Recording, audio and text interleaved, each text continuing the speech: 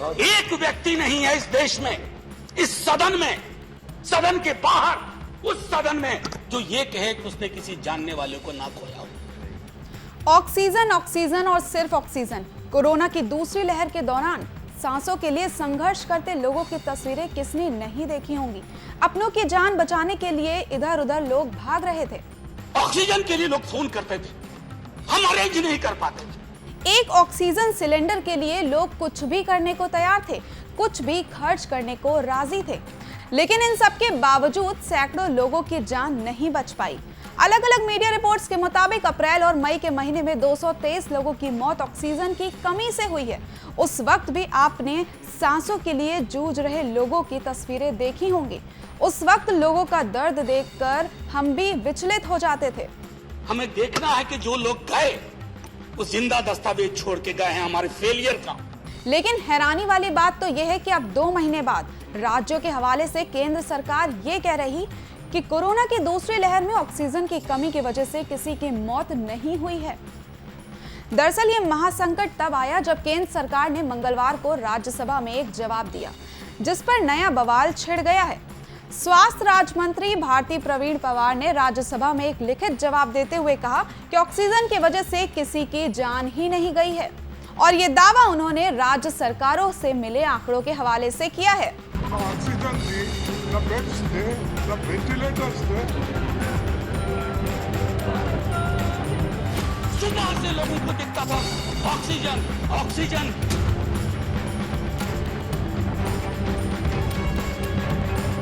ये क्राइसिस ये पॉलिटिक्स का रीजन नहीं बननी चाहिए।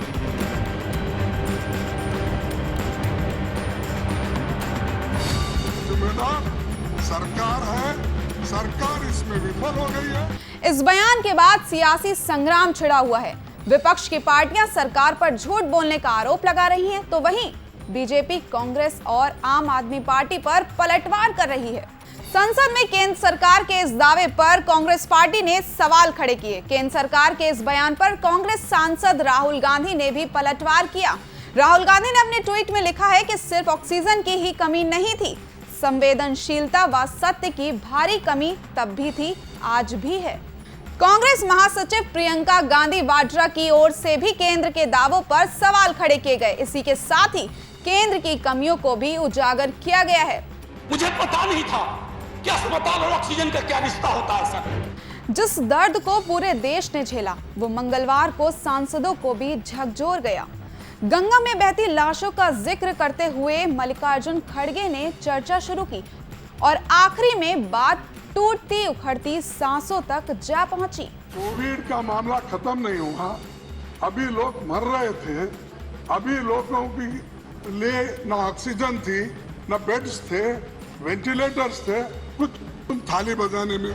खड़गे के निशाने पर भले ही सरकार हो, लेकिन सच तो यही है कि कई लोगों की सांसें ऑक्सीजन की कमी से छिन गई। लेकिन हद तो तब हो गई जब सरकार ने यह सच मानने से इनकार कर दिया, और ये है उस कागज की कॉपी। और सरकारी कागज के इस आईने में जरा उन तस्वीरों को याद कीजिए जो सिर्फ चंद महीने पुरानी हैं। ये तस्वीरें जब जब जहन में आती हैं तो दिल दहला देती हैं। लाचारी का एहसास होता है और सबसे ऊपर किसी अपने को खोने का गम होता है। लेकिन सरकार कहती है कि ऑक्सीजन की कमी से किसी की भी मौत नहीं हुई है। लेकिन यहाँ आपके लिए एक बात जानना जरूरी है। अगर आपको लगता है कि ऑक्सीजन की कमी से किसी की जान नहीं गई वाला बयान गैर जिम्मेदाराना है, तो रुकिए, एक बार केंद्रीय स्वास्थ्य मंत्री मनसुख मांडविया को जरूर सुन लीजिए, तो पूरी बात आपको समझ में आएगी। भारत सरकार जो स्टेट गवर्नमेंट आंकड़ा भेजती है उसको कंपाइल करके पब्लिश करती है। भारत सरकार का काम होता है उसको पब्लिश करने का, उसके अलावा हमारा कोई काम नहीं होता है। ना ही भारत सरकार ने किसी को कहा है कि हम कम आंकड़ा दी। ये स्वास्थ्य मंत्री का उस आरोप का भी जवाब था कि केंद्र सरकार मृतकों का आंकड़ा भी छुपा रही है। लेकिन जवाब में स्वास्थ्य मंत्री ने यह भी साफ कर दिया, सरकार कोई भी हवाई बात करे, लेकिन अप्रैल मई के बीच देश भर में मेडिकल ऑक्सीजन की भारी कमी रही, ये भी सच है। हजारों रिपोर्ट्स मौजूद हैं, सैकड़ों गवाह हैं। कुछ राज्यों के लोगों से बात की जिन्होंने ऑक्सीजन की कमी से अपनों को खोया है। उनसे पूछा कि सरकार जो दावा कर रही है उसमें कितनी सच्चाई है। जनता ने जो जवाब दिए और उन जवाबों में जो सवाल छिपे हैं, उनसे सरकारी दावे की धज्जियां उड़ती नजर आ रही हैं।